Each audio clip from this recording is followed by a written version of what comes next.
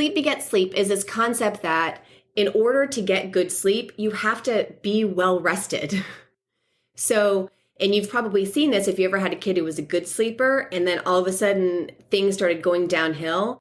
It starts a cycle of bad, like when you all of a sudden your kid is, maybe used to go to sleep at 7:30. Now you can't get them down until 9 or 9:30. All of a sudden, then they start waking up in the middle of the night.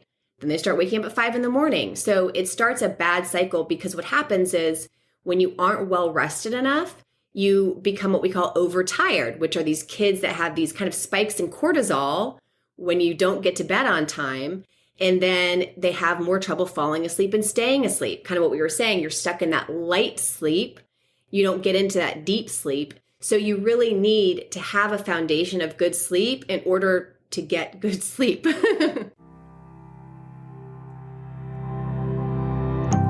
Ever feel like you suck at this job? Motherhood, I mean. Have too much anxiety and not enough patience? Too much yelling, not enough play? There's no manual, no village, no guarantees. The stakes are high. We want so badly to get it right. But this is survival mode. We're just trying to make it to bedtime. So if you're full of mom guilt, your temper scares you, you feel like you're screwing everything up, and you're afraid to admit any of those things out loud, this podcast is for you. This is Failing Motherhood. I'm Danielle Bettman, and each week we'll chat with a mom ready to be real, sharing her insecurities, her fears, her failures, and her wins. We do not have it all figured out. That's not the goal. The goal is to remind you, you are the mom your kids need. They need what you have, you are good enough, and you're not alone. I hope you pop in earbuds, somehow sneak away, and get ready to hear some hope from the trenches. You belong here, friend. We're so glad you're here.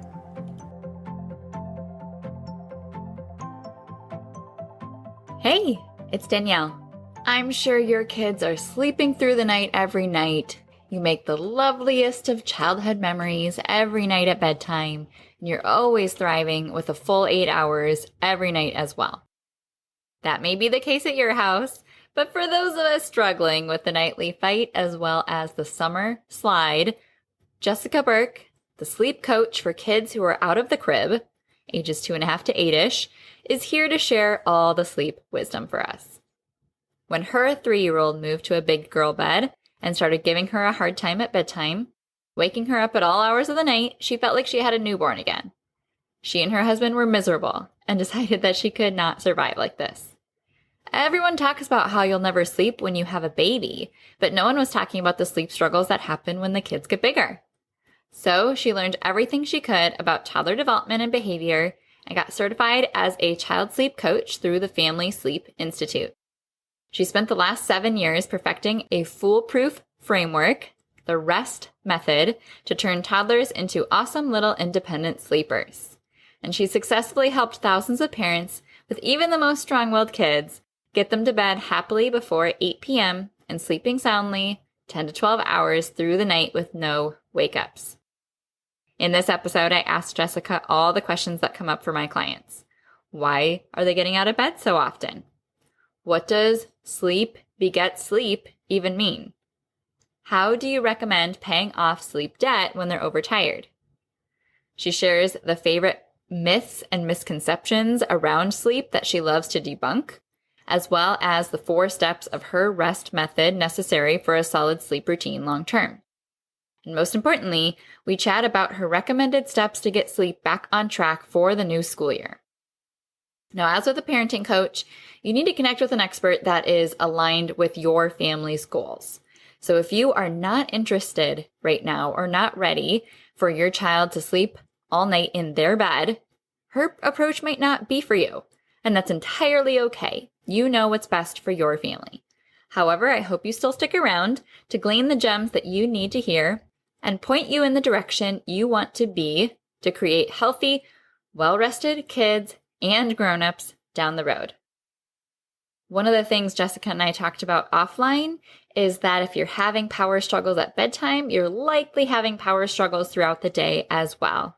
And while you do need to have an approach for bedtime, I am here to help you with all of the other ones because you do not get to show up as an entirely different person with a new reputation so that your child listens to you throughout the bedtime routine when you're usually the most burnt out anyway. And then the rest of the day is a haphazard mess. If you know you have more than just bedtime to approach for your patients and for your child's behavior, then definitely reach out to me.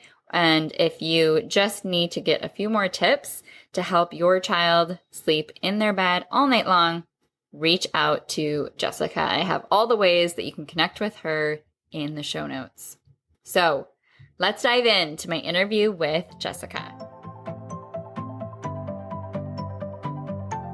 Welcome to Failing Motherhood. My name is Danielle Bettman, and on today's episode, I'm joined by Jessica Berk. Jessica, thank you so much for coming. Yes, thank you so much for having me, Danielle. I appreciate it. Of course. So you are the sleep coach for kids that are out of the crib. And I have not come across a sleep coach that is specific for that niche. And I am like, I have to have you on the podcast.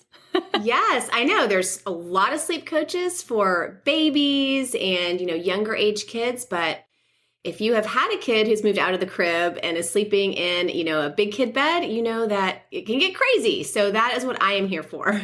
Those older kids. And sleep is a whole world. I don't think I've had a sleep coach on the podcast yet, but I am constantly referring my one-on-one and group coaching clients to sleep consultants because it's an entire world of its own. I do not even pretend to be an expert in all of the recommendations of how to get that transition back in line and end of the bad habits or all of the things that sleep entails. So I'm just so glad you're here and at this season so that we can get our lives all situated again. Yeah. Before we start school. Yeah, absolutely. Summer's over. Time to get everyone back in line, get everyone sleeping well. And I'm sure no one else has been like my house where we're staying up much later and kind of sleeping in and making things up as we went. Oh, yeah. No one else is doing that, Danielle. No one's doing that. It's just me. It's just me. So before we dive into all the insight you have to share for today, go ahead and just introduce yourself to my listeners with who you are and who's in your family. Yeah. So I'm Jessica Berk. I'm the founder of Awesome Little Sleepers. And like you mentioned, I'm the sleep coach for bigger kids. So once kids are out of the crib, age like around 2.5, all the way up to 8, 10 years old, I help parents get their kids to happily fall asleep before 8 o'clock at night and stay sleeping 10 to 12 hours through the night, no wake-ups, all by themselves. So that is the results that I deliver for my families. I started this business, it's been about 7 years now.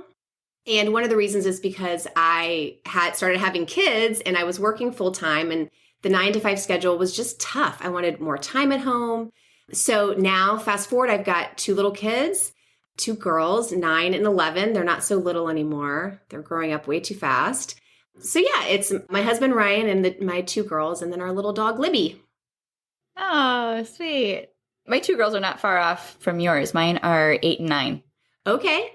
Mm-hmm. Yeah, yours are very close together. It's a good age, though, that early elementary age. I mean, all ages, I think, just have their own pros and cons. They really do. It's never better or worse. It's just always different. Yes. There's totally new aspects of their personality that you're uncovering and new things you get to do with them and new challenges as well that you're equally unprepared for as you were for the last ones. Totally. At all times. So first I have to qualify. Have you ever felt like you were failing motherhood? Every day. Pretty much there's a situation every day where that, I could say that about myself. Yeah. I mean, I don't know. There's lots of examples, but I say that the biggest thing that comes to mind is really like the reason why I started this business, which has to do with sleep. Because when I started having my kids, it's like, when you have a newborn baby, like you're expected to not sleep and everybody talks about the fact that you're not going to sleep. And so I was not functioning. Like I didn't realize how important sleep was until I wasn't sleeping anymore. And then I'm like, I can't do this. Like this isn't going to work for me. I'm not patient. I'm not kind. I'm not nice to my husband. Like I can't live on no sleep. So I figured out how to get, my kids sleeping when they were little. And then I thought we were smooth sailing until my daughter moved out of her crib. And, she'd been sleeping great in her crib for years. And then all of a sudden, she was like in this open bed and had all this, freedom and all this FOMO as toddlers have, like, what's going on in the house? Like, I don't want to be sitting in this room by myself. Mm-hmm. So she, didn't want me to leave. She was running out of the room. I had to like lay in her bed till she fell asleep. And then she was waking me up in the middle of the night. And I'm like, what is happening? Like, where did this come from?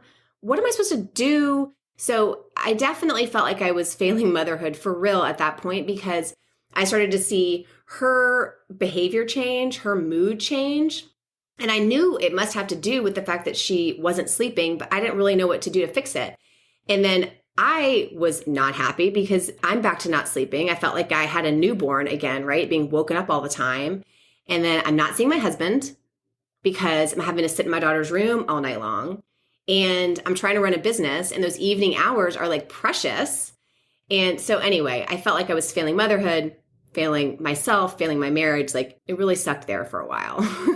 So that is, once I figured out how to get through that, and I was certified as a sleep coach, and I learned everything I could about like toddler behavior, that's kind of how I knew that these toddler and preschool moms like needed help. Like, there was no one out there talking about all the problems I was seeing. And I wasn't expecting it. I was very surprised because my kid had always been a good sleeper. So that whole situation of me feeling like I was failing then is really what prompted me to focus only on these age of kids and these really specific problems that these strong-willed kids can throw at us. Yeah. And I think because it's not as talked about, then you feel really alone, or you feel like it is just your kid and you're doomed to, this is just the way that they are. They're not a good sleeper. There's nothing you can do about it. It's just kind of, you accept the inevitable demise of being in the room for, 4 hours every night, and it just is what it is. Yeah. Once you try a couple things, or your friend recommends you do something and you try it, doesn't work, then you kind of end up defaulting to just what you were saying, which is kind of like blaming your kids' personality, thinking maybe it's just them, or maybe they don't actually need as much sleep as the doctors and the internet tells you they need, and maybe your kid's different somehow. But when we do that, we make ourselves feel more helpless, right? When we start to believe that, then we're like, well, there's nothing we can do. It's my kid. But most cases, that's not the case. And there's plenty that we can do. And especially with strong-willed kids, they are like Dr. Jekyll and Mr. Hyde, depending on whether they got 9 hours of sleep or 11 hours of sleep. Like, it's a big deal for behavior. Oh, absolutely. And that's like the best part about getting them to sleep is like people say like, oh my gosh, like their teachers are talking about how they're listening so much better, behavior so much better, like things are easier at home. That's definitely the biggest benefit. It's a direct correlation. They're a different kid. Yep. When they're well rested. Oh, yeah. And you're nicer. And you're more kind. Yeah. Oh, for sure. Yes. That is definitely true. Well, and the funny part is like, once I help families get their kids sleeping, it'll be like the moms will be like, well, now how do I stop waking up all the time? Because you're so trained to be sleeping with window open because your kid's about to run down the hall 2 or 3 times a night. Yes. Yeah. Yeah. So is the next thing getting certified in like grown-ups? Yeah, probably. As like a follow-up to your course. Yeah, exactly. No, but that's a real thing because there was a year, well, I think it was also the first year of the pandemic. So to be fair, stress is also a fair component here. But it felt like my body was on that high alert where I couldn't start to get to sleep, or just felt like I would constantly get kind of woken up in like this light sleep. Yeah. For a long time, because it just felt like I was just waiting. I was just waiting to get woken up. Yeah, for sure. And that all has to do with your cortisol levels, which are related to your stress, right? That's also a big thing with kids' sleep too, but it causes you to not go into as deep of a sleep. So it's exactly what you're saying. You're more prone to being like woken up if you're just kind of hovering in that light stage of sleep because you have too much cortisol. You can't drop into that deep sleep, which helps you, sleep through the night. Yes. Yes. So you're not alone if that's you, listener. And so if you want to just like rope us all into the camp of you're not alone, what are like a myriad of ways that parents come to you feeling like they're failing in the category of sleep? Oh gosh. Well, I mean, there's so many things. And, I have to say, like, I work with so many families, and I have over the last 7 years, and everybody kind of feels like their situation is unique. And I have to say, though, every child certainly is unique. Every family is unique. Every family's dynamic is unique. But really, the struggles that people are having, they're not that different. And the way that they're solved are not all that different. There may be some tweaks and customizations here and there, but generally, it's the same issues are kind of underlying everybody's sleep problems. But I'd say the major problems that people come to me trying to solve are, first of all, that kids are stalling so bad at bedtime that they won't even stay in the room and they won't even stay put, or they won't stay put without a parent sitting in there or laying in there or rubbing their back or letting the kid twirl the mom's hair or whatever it is. And it could take hours for the kid to fall asleep. And then, the parents trying to like army crawl out of the room. And then a couple hours later, kids waking up again. And then parents, either have to go back in the room and do the same thing, sit there or lay there and then try to sneak out, or they just end up sleeping in their kid's room all night. Or it's the kids demanding to go into the parents' bed, and like the parents can't do anything but let them in their bed in order to get them to go back to sleep. So those are two things. It's the struggling with bedtime, it's the overnight wake-ups, and then it's also waking up super early in the morning. That's a huge thing too. Kids are waking up about 5 in the morning, 5:30 in the morning, way too early to start the day. Those are kind of the main reasons why people are looking for help. And those are all totally and completely solvable issues, no matter how strong-willed your kid is. That's just hope giving right away. Just to know. Right. There's other families that are like ours. Yeah. Oh my gosh. Yes. There are so many people dealing with this, but again, nobody really talking about how real the struggle is and that it doesn't have to be like that. If you don't, like, I always tell parents this too. It's like, if you don't want your kid to come into your bed and sleep with you in the middle of the night, you do not have to let that happen. Like, that does not have to be how it is. If that's not what you want, it doesn't have to be like that. So parents have more control than they realize over these situations. Yeah. We just get so desperate because we're just so tired that we don't have the energy. Yes, of course. And all of the situations that people find themselves in are all for the right reasons, right? It's because we know our kids need to sleep. We know we need to sleep. So we're just going to do whatever we can at 2:00 in the morning to get everybody to go to sleep. So it's totally understandable. But, once you're ready to make a change, then it is possible. Right. And you decide when you're ready for that. Like I just said for the screen time series, if reducing screen time is one of your goals right now that you have the energy to tackle, then, here's my suggestions. But same for sleep. When you have a newborn or you have other things going on, or, like there's somebody's in the hospital, that's not the time to take on, a new habit.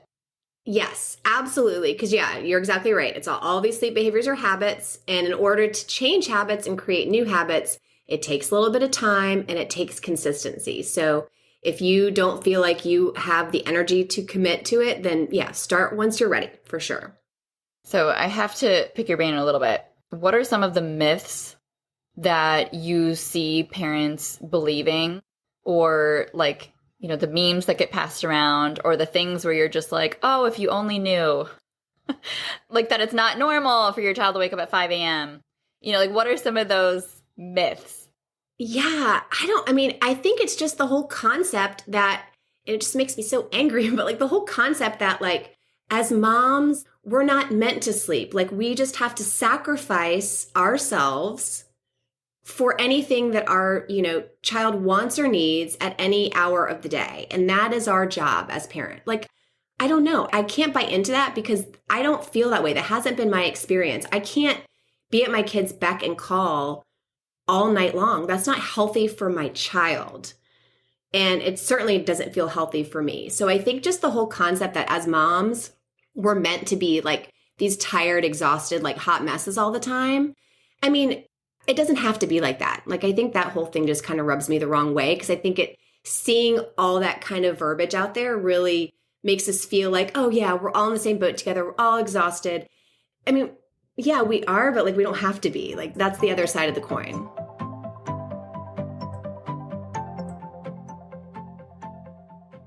Hey, if you're new here, I'm Danielle. My company, Wholeheartedly, offers one-on-one and group coaching programs to help families with strong-willed kids age 1 to 7 prevent tantrums, eliminate power struggles, extend their patience, and get on the same page. It's kind of like finances. You can read lots of info about what a Roth IRA is and how the stock market works. But if you really want to get serious about paying down debt or growing your wealth, you go see a financial advisor who can give you very specific recommendations based on all the unique facets of your situation.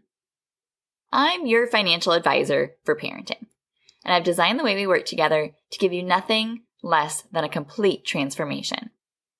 While we work together, I'm able to help you figure out why your child is losing their mind and why you are losing your mind, and guide you to master effective long-term solutions through 3 main focuses. Number 1, my Cultivating Cooperation guide teaching you the tools of positive discipline. Number 2, managing your mind by working through my Triggers workbook. And number 3, establishing your family's foundation by writing your family business plan. My coaching is comprehensive, practical, individualized, and full of VIP support. So, if you struggle to manage your child's big emotions, if you and your partner's arguments seem to center around parenting, especially if one of you is too kind and one of you is too firm, if you struggle to stay calm and be the parent that you want to be, it's possible to stop feeling like a deer in headlights when a tantrum hits, effortlessly move through simple directions and care routines without an argument, and go to bed replaying the way you handled the hardest moments and feel proud. If you have a deep desire to be the best parent you can be, and your family is your greatest investment, find me on Instagram, send me a message that says sanity, and I'll ask you a few questions to see if we'd be a good fit to work together. I can't wait to meet you. Back to the show. So do you get parents that are worried about like attachment and making sure that they're parenting through the night and that their child knows that they can come to them? How do you address kind of like the other side of that coin? Yeah, absolutely. I mean, I definitely think that parents that want to work with me, the right fit, I'm not the right person for everybody. There is no one right parenting coach or sleep coach for every single family. So what I help families do is get their kids comfortable sleeping independently. So the kids have their own room, their own bed, their own sleep space. And the parents' goal is that they want them to be able to stay in their room, the kids to stay in their room and sleep all through the night. So certainly if you are, a co-sleeping family that just wants to get some more sleep, that's not something I'm going to be able to help you with. Because again, my goal and my process is to help you get your child sleeping independently in their own room. But certainly when it comes to attachment, I mean, my whole program is built on respecting your children and really understanding where they are developmentally. Once our kids are 2, 3, 4, 5 years old, like they understand the rules of your house. They understand, what's going on. They understand which parent is more strict, which parent is more lenient. So it's all about putting the right processes in place, respecting your child, learning how to explain to them the changes that you're going to make and why, what to expect, role playing. It's all about meeting the child where they are. So it should be a very respectful, process that you're going through with your child. And the other thing I will say is, as a parent embarking on this process, you have to know in your heart that you're doing this for your child, for your child's benefit. Because if let's say you've been, your child's been sleeping in your bed for the last year, and the only reason why you really want to move them to their room is because you feel like you're not getting enough sleep, then you're going to feel like you're doing this for selfish reasons and you're not going to be successful. You have to understand how important good quality, consistent sleep is for your child in order to stay consistent and commit to the process. Oh, I'm so glad you mentioned that, because that underlying motivator is going to come across so much in your vibe and in your, confidence of kind of saying the things and the consistency that you find. And yeah, if your goal lines up with your program as a parent, then it's the right fit. And it might not B if that's not your goal right now. And that's totally fine. Absolutely. Yes. And is there any other kind of misconceptions or myths that you would like to kind of like speak to and break down? Because I'm so glad you advocate for like parents' mental health, because that is a huge thing that is downplayed and so critical, because everything in the parent-child relationship flows from you feeling like you have sanity. So yeah, you being the best version of yourself that you can be. Yeah, anything you can do to help yourself is going to help your kids. It just is. Yes. Yeah. So the only other couple things that are coming up are like the idea that maybe your child just doesn't need as much sleep as other people's kids. And I think it's only about like 2% of the population just in general has different sleep needs than kind of the general prescribed amount of sleep, which for kids age, 2 to 8 is between 10 and 12 hours of consistent sleep, meaning they're not waking up. You're not seeing them or hearing from them at all for 10 to 12 hours overnight. So that's depending on obviously their age, if they're napping and other factors. But yeah, that's typically not the case. So I think people kind of default to, oh, my kid probably just doesn't need as much sleep. I would challenge that. Maybe there's some behavioral things going on that are really preventing that much sleep from happening. Yes. And the other thing I was going to say too, back to your point about, the mom's sanity being so important, and something that I hear from people all the time is just about how it affects the marriage. Because if your child isn't sleeping and you really feel like it's World War III at your house from like 8 to 10 o'clock at night, which is so common, then you've got not only your child, doing all types of different behaviors that you're trying to figure out, but then you've also got, a co-parent, and maybe you guys are disagreeing on the response. So then you have y'all arguing with the kid, it becomes this whole like pyramid triangle of disaster. And so when you actually have a plan that both parents can be on the same page with, it takes out that, that level of conflict. And then also ultimately, once your kid is, you're done with your kid and they're asleep by 8 o'clock, you've just got all this like glorious time with your spouse back. Feels so good. Yeah. People have told me like it's better than marriage counseling. I believe it. If you don't have time together, how are you going to have a relationship if you never see each other? You're two ships passing in the night. Right. Oh, that is so common and something I'm absolutely passionate about as well, because that's why I work with both partners as parent coach, because you need to be hearing the same thing at the same time. Having a third party being able to help give insight into something that feels just way too close to your face, and being able to take away the pressure of like one parent being the expert, the other one being criticized, and just having this like unequal dynamic that definitely affects your efficiency and communication with your child as well. That's a huge problem every night, I'm sure, in a lot of homes. Oh yeah. Yeah, absolutely. And also that third party just, it just gives different perspective, because like you just said, it's so close to your face, you're so in it. You almost like you can't step back and see what's really happening, see what the underlying things are, because it's just too close to you. That's just human nature. It's just the way it is. Oh, totally. Yeah, exactly. And so what does it mean to you when you say, because I saw you just posted this on Instagram, sleep begets sleep? Oh, yeah. Okay. So sleep begets sleep. This was, I think, in the book, Healthy Sleep Habits, Happy Child, the Weisbluth book, which I feel like so many parents have read. It's like kind of one of the OG like baby sleep books. And sleep begets sleep is this concept that in order to get good sleep, you have to be well rested.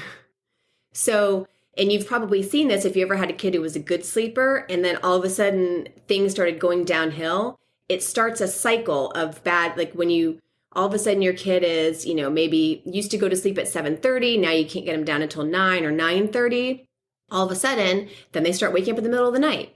Then they start waking up at 5 in the morning. So it starts a bad cycle, because what happens is when you aren't well rested enough, you become what we call overtired, which are these kids that have these kind of spikes in cortisol when you don't get to bed on time. And then they have more trouble falling asleep and staying asleep. Kind of what we were saying, you're stuck in that light sleep. You don't get into that deep sleep. So you really need to have a foundation of good sleep in order to get good sleep. And so when one piece kind of like comes apart from the puzzle, it all kind of crumbles. So you kind of rebuild it again so that you can get your kids back to having a foundation of sleep in order for them to be well rested. Yes. So like it goes to this, people always, I see tons of families whose kids are like 2 years old and they're like, oh, all of a sudden they won't sleep at night. So we're going to drop the nap. That's usually a big no-no because then you're taking away some daytime sleep in hopes that that's going to fix the night sleep. But really, they probably need that sleep because, again, sleep begets sleep. Mm-hmm. And that might be true if you still have like a 5-year-old napping where, the reason they're not falling asleep at the end of the day is because they are well rested enough that they could go without it, but not at that earlier age. Yeah, I like to encourage napping I like to encourage napping forever. I mean, as long as kids need it, they should be able to have a nap. Sometimes it may need to be a little bit shorter, but definitely I like to encourage it until kids are at least 4. And then if they're showing any signs, then, maybe it's time to drop it. But I think most kids drop the nap between 3.5 and 4.5 years old. It's kind of what I found. So do you feel like they owe a sleep debt if they are overtired? Are you familiar with that term?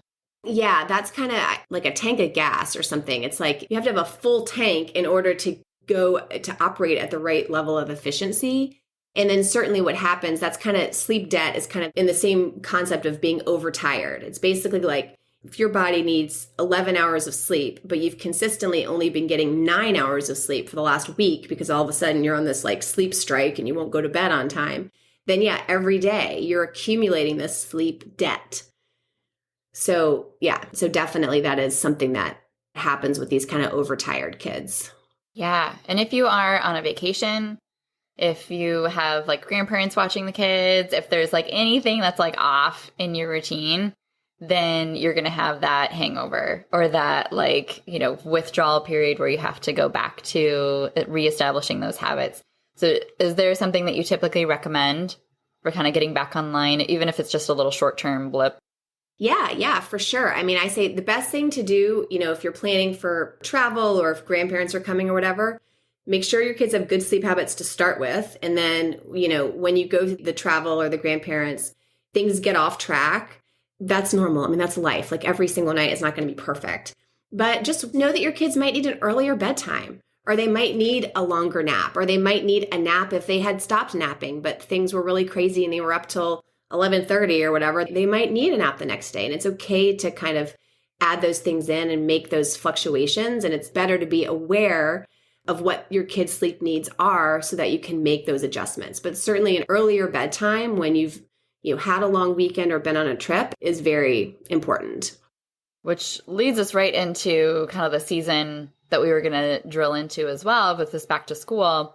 Whether you have a kindergartner, whether you have a 3-year-old starting, Monday, Wednesday, Friday, preschool, whatever that looks like, usually August, September is what I consider to be Mom New Year, where we get our time back. Yes. We're like, okay, we kind of let everything slide and now we're getting back on track and we're establishing some new routines and I'm figuring out kind of like what the next steps are for our family and then signing up for stuff and whatever that looks like. So for sleep, if the summer has been a little bit of a free-for-all where we're staying up to watch fireworks and, hang out because it's so light, so late, what do we do in this season to get back on track? Yes, everything you're describing is what I call the summer slide. And we're all guilty of it, right? And I feel like that's really, it's 3 things. So it's where you let your kids stay up later than normal because it is light outside, because they may not have anywhere to go the next morning, any reason to like get up early, because you have stuff you want to do. You want to go, to a neighborhood cookout or, you have more freedom. And so you want your kids to be able to stay up later. So late bedtimes. Also, more screen time than we might normally allow during the school year. For sure, I'm guilty of that. Maybe I'm just talking to myself, but that is... We're all in that together. That is definitely something that's happening over here. And also too much sugar. I think it's like every day there's like, oh, let's celebrate the whatever. I just feel like every day is like there's like a dessert event. Ice cream, popsicles, licorice. Oh, yeah. Yeah, ice cream truck. That we're at the pool. Yeah, everything just seems like there's just so much sugar. So definitely kind of getting over that summer slide is important to prepare for. So The right bedtime for kids this age that we're talking about is really anywhere between 6:30 and 7:45. So, And what age are we talking about? like 2.5 to really like 6 years old. Okay. Okay. And it's a big range because obviously that's a big age range, right? So it depends on the age of your kid. It depends on if they are still napping. But really, for all of these kids, our goal is to have them asleep by 8 o'clock. So all of these kids this age need to be asleep by 8 o'clock. So that is our goal. So it may mean that you need some blackout shades because it's still going to be light until the fall really hits. So a few more months. So blackout shades will be your best friend. Whether you get the official shades or there's film that you can buy that just goes on your window. That's like a much less expensive option. I mean, heck, you can even tape black trash bags onto your windows with painter's tape for a couple months. I mean, it's not an interior design tip, but it's, it works. Uh-huh. And then even with, if it's really sunny or depending on when your kid's room is, you can use Velcro strips and kind of like close down the shade so the sun isn't coming through around the edges and stuff. So really making a dark room is important. That is, spending time outside during the day in the sun and then being in a dark environment for sleep is really going to be a good cue for, melatonin production and for your kids' sleep. So those are important. Limiting screen time before bed. I definitely think, removing that blue light from your kids at least an hour before bed is probably a good just sleep hygiene thing to get everybody back on track. And limiting the sugar also would be a good idea. And this is a great time, depending on the age of your kids, to encourage some reading time. Even if it's before you like officially start your bedtime routine, just letting your child have some quiet time in their room to look through a book or practice reading if they're actually of like reading age. I think that that's a great time just to kind of start to allow their body some time to just have some downtime, not be just like going all the way up until bedtime. And I think you should start this like 2 weeks before school just to kind of, ingrain these new kind of good habits. Mm-hmm. Because it takes time. It does. It does take time for kids to get used to it. And so you can even kind of like, depending on what bedtime you're doing now, you can kind of like decrease it, as you're going. You don't have to jump right to a 7:15 bedtime all at once. If your kid's going to bed at 9, maybe you go to 8:30, maybe you go to 8, you kind of, baby step it backwards a little bit. Right. And for the 4-year-olds that are so insistent at bedtime that they're coming out of the room constantly and just like do not have closure on the day, what are the usual reasons for that? Well, the reasons for it are, who knows? It's like this is the age right around 2.5 is when our kids really start asserting their independence, right? They realize that they're their own little people. They affect other people. It's not just that other people affect them. Like they are actually, players in the family as well. And that's good. We want them to know that and understand that. That's all age appropriate. So it's just, it's just them coming out, wanting to hang out more and really wanting to see what they can get away with, right? That's just what kids do. That's why they're always pushing the boundaries. If you've got a 4-year-old who's like a really, really strong-willed kid, it's not just at bedtime where you're going to be seeing these types of behaviors. It's going to be all day long. And so it's really about like that's expected from them. It's expected from them to not always follow the rules. So it's really about learning what you, the parent, how you should respond to that in order to get them to understand that the rules are the rules, or it's time to put your shoes on when mommy says, or no, we really are leaving the park. I know you want to stay at the park, but it's time to go. So it's really learning how to wrangle those behaviors as a parent. And it's the same thing with bedtime. Mm-hmm. I'm so glad you say that because that's 100% true. Even though sleep is not a part of parenting coaching at all, when they realize how to handle the moment at the park and how to handle the moment with the shoes, then that just translates into how do I handle that moment of them coming out of their room? And then just being able to understand what's going on in their brain and be able to communicate more effectively rather than a very inconsistent reaction one night to the next is everything. Yes. Oh my gosh. It is all about the consistent reaction. Oh my gosh. Yes, you're so right. There are some, I think with kids, this 3, 4, I don't know, all young kids, I shouldn't even say an age. A lot of times there's one part of the bedtime routine that seems to be the sticking point. I feel like it's either putting on PJs or brushing teeth or taking a bath, where it's like one of those things is what causes the meltdown that like allows the whole night to get thrown off track. And so one thing I always tell parents to do is like, first of all, if there's one thing that's really throwing you off, and it's like every night, it's like you're dreading saying, brush your teeth because you know that that's when everything's going to go down. Can you move that just to a different part of the day? Like instead of doing it in the exact order and then getting the meltdown at the exact time that you always see the meltdown, can you just brush teeth after dinner, like before you go upstairs to do the bath or whatever it is? Or could you put on PJs like at a different point in time? Just switching up the timing, switching things around. We get so stuck in our routine. I do love a good consistent routine. I'm not saying that. That's a very important piece of it. But if something's off in that routine, then let's just throw the pieces up like confetti and reorganize them a little bit and see if we can get something in a better flow. And then even changing that stuff up, like if your kid really refuses to brush their teeth or really hates that time of the evening, what can you do to make it different? What if you brushed your teeth in a different room? What if you brushed your teeth by flashlight with the lights off? Like, do you think you could brush your teeth with your eyes closed? Can you brush your teeth, faster than this timer? Anything to kind of make it silly, change it up so it's not just you, standing over them going, brush your teeth. No, we have to brush your teeth. The dentist said, brush your teeth every night, just to break out of that pattern. Yes. Find a way to make it fun. Yeah, there's Toothbrush Stories is like a 2-minute podcast that we'll put on sometimes by Mrs. Honeybee. And then they just listen to like this little story for 2 minutes. And why not? Oh, I love that. I'd never heard of that. Yeah. Perfect. Yeah. I'll send you the link. It's really fun. We subscribe to like the whole library that Mrs. Honeybee creates. So we're big fans. I've never heard of Mrs. Honeybee. Okay. Yeah. I want to hear. Here, I'm going to write it down. But that was actually one thing that I worked out with a client a few weeks ago was like, getting into showers and baths can be such a hot button issue with some kids. And what I just realized with mine is like, no, let's just get home from school and take the shower. Yeah. Then. Because then we're not overtired and we're not creating this big, huge battle when I know that the time is ticking and I just want to clock out because my patience is now fried. It's just, nope, the bath happened at 4 and now we're already in our pajamas for the night. Oh, I love that. My kids, putting them in the bath was like shooting them with a lightning bolt. It gave them energy. And I was always like, why are people bathing their kids? Like, I think some kids, it really winds them up. It doesn't calm them down. Some kids, it calms them down for sure. So it depends totally on the kid.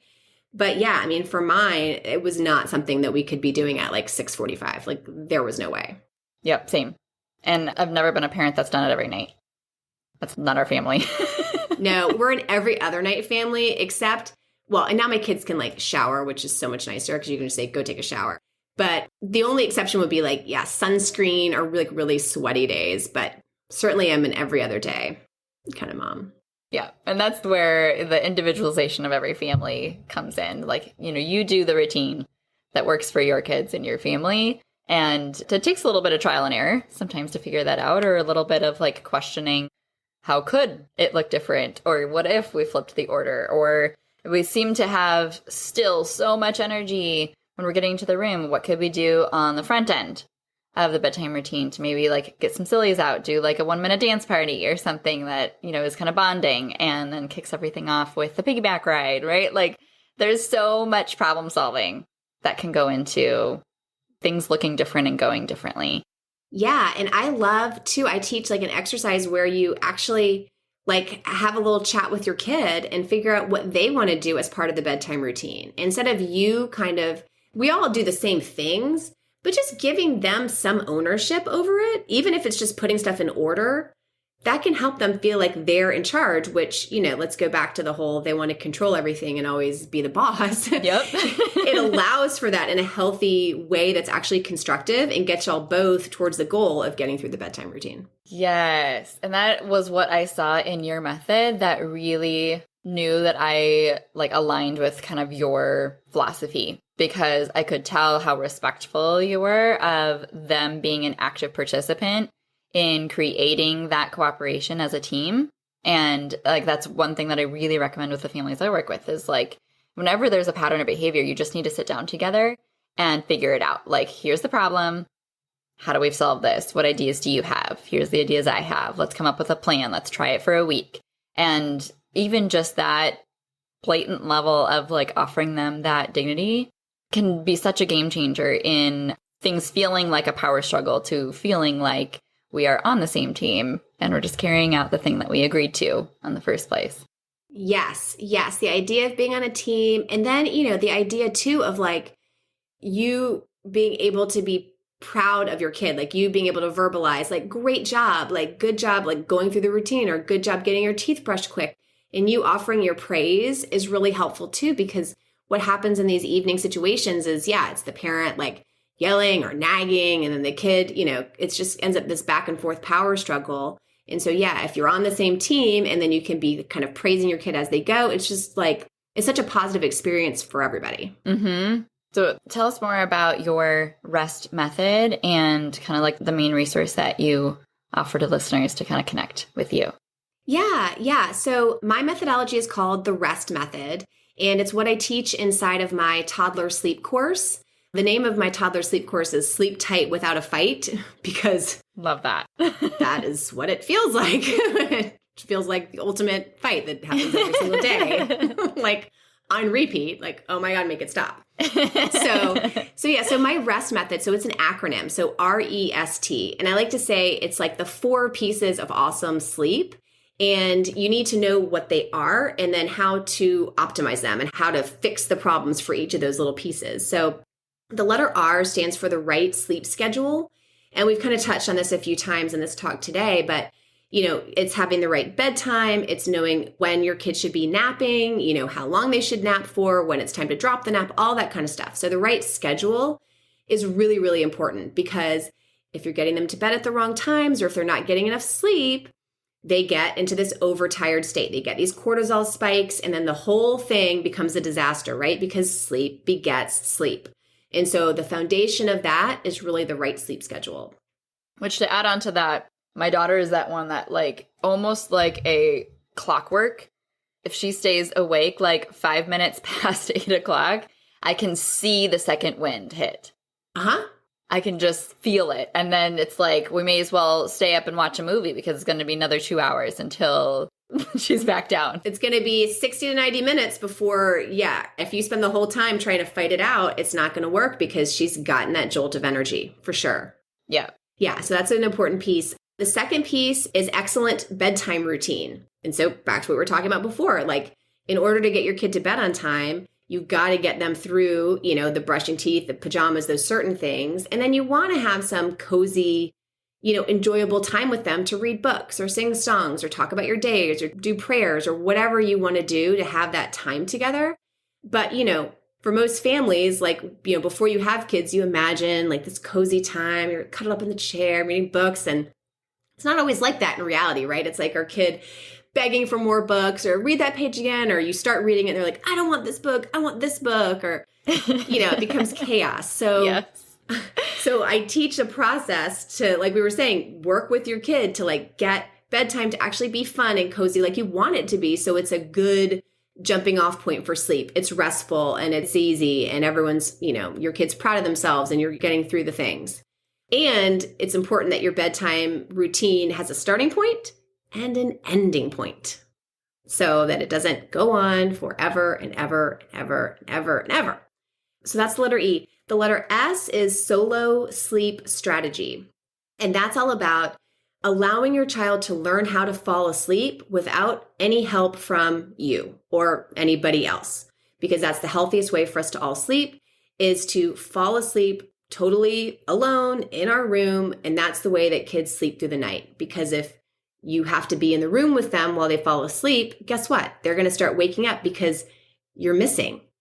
So I always give the analogy. It's like, if you fall asleep in your bed and then, we move it through our different stages of sleep, and our light sleep is when we roll around, pull the covers up, but we're not like awake. But if you were asleep and then all of a sudden you realized that your pillow was missing, you aren't just going to roll over and fall back to sleep. You got to wake up and be like, oh my God, my pillow fell on the floor. Like, that's so weird. Like, when did that happen? Then you're awake and then you got to go back to sleep. So that's what it's like. That's the analogy for parents who are sitting in the room with their kids or laying in the bed with their kids. It's like, are you the pillow? Have you made yourself a necessary component of your kid falling asleep so that when you leave, when you try to sneak out, eventually when they move into a lighter stage of sleep, they're going to like realize that you're missing. And then they have to come find you because they have to recreate those same conditions in order to get back to sleep. So solo sleep strategy is about allowing your kids to learn how to fall asleep on their own. And inside of my sleep course, I actually teach 2 totally different strategies because there is no one size fits all. Because every family is different, every kid is different. It allows the course, it's made for people with all different parenting styles. So that's why I teach kind of 2 different methods, and I teach you kind of how to pick which one is going to work best for you. So yeah, and it's step by step, and it's mapped out to take 14 days. Sometimes it takes less than that, but it's mapped out to take 14 days, and it's like literally night by night by night instructions of exactly what you need to do, and then what you need to do if X, Y, and Z happen. Like, it's got all the what ifs in there and how to kind of manage and handle everything that your kid can and will likely throw at you through the process. Expect adversity, huh? Yes. And then the letter T stands for T's a reward, because I do like to use small rewards to kind of jumpstart new good behaviors. It's not a required piece. Certainly your praise can be enough, but I like to be really clear. A lot of people will say things to their kid like, if you don't wake mommy up tonight, then, let's have donuts in the morning. Well, if your kid's woken you up twice a night for the last 6 months, like, that's not going to work. They don't know how to do anything different than what they're doing. So you have to learn how to use rewards the right way for like very small baby steps. So that's what I teach in the course. Gotcha. Yeah, because if they genuinely don't have the skill set to be able to do what you're asking them to do, it doesn't matter what threat, what bribe, what reward is at play. It just won't work. Right. They don't know how to do it. And then they wake up and they're like, can I have my donut? And then you're like, nope, you didn't do it. And then they're like, oh. And then they feel like they failed or did something wrong or it didn't make you happy. And then it's like, or you're just mean for no reason. Right. It's like, they're like, well, I don't know how to do that. Like I always wake you up. It's just, well, that's what we do. Right. That's my routine. I wake you up 3 times a night and you walk me back to my room and pull my covers up and wonder why the hell this is happening. That's our routine. Isn't it fun? Yeah. Don't you love it, Mom? You're doing it every night. You must like it as much as me. Right. So how do they find out more about the rest method and how to do it themselves? Yeah. So I offer my toddler sleep masterclass. So it's totally free and it teaches you more about the rest method. And it really helps kind of reveal to families how they have gotten into the sleep situations that they're in and like where a lot of these struggles come from. And so I know that you'll put a link in the show notes here too, but you can go to my website, awesomelittlesleepers.com, and there's like a bar right at the very top and you can click there. And all you have to do is reserve your spot to join the next free class. And if for some reason you can't make it, if you sign up, you will get emailed a link to watch the replay. Perfect. Okay. I will definitely add that into the show notes as well as, your Instagram and your website and all the ways to connect with you so that they have a sleep resource in their pocket. Yes. Yeah. And please follow me on Instagram too. That's the best place. It's just Awesome Little Sleepers is my handle. Perfect. Okay. Though I feel like we already packed in so much wisdom about like sleep, the perspective we need to have as parents on sleep. And I hope that they found something that was something they needed to hear based on where their kiddo's at or what they need to do to get back into good habits. So I'll ask you the question I ask every guest that comes on as we wrap up. How are you the mom that your kids need? Well, the answer is simple. It's because I'm their mom. Like, we are all the moms that our kids need. We are the moms that our kids need.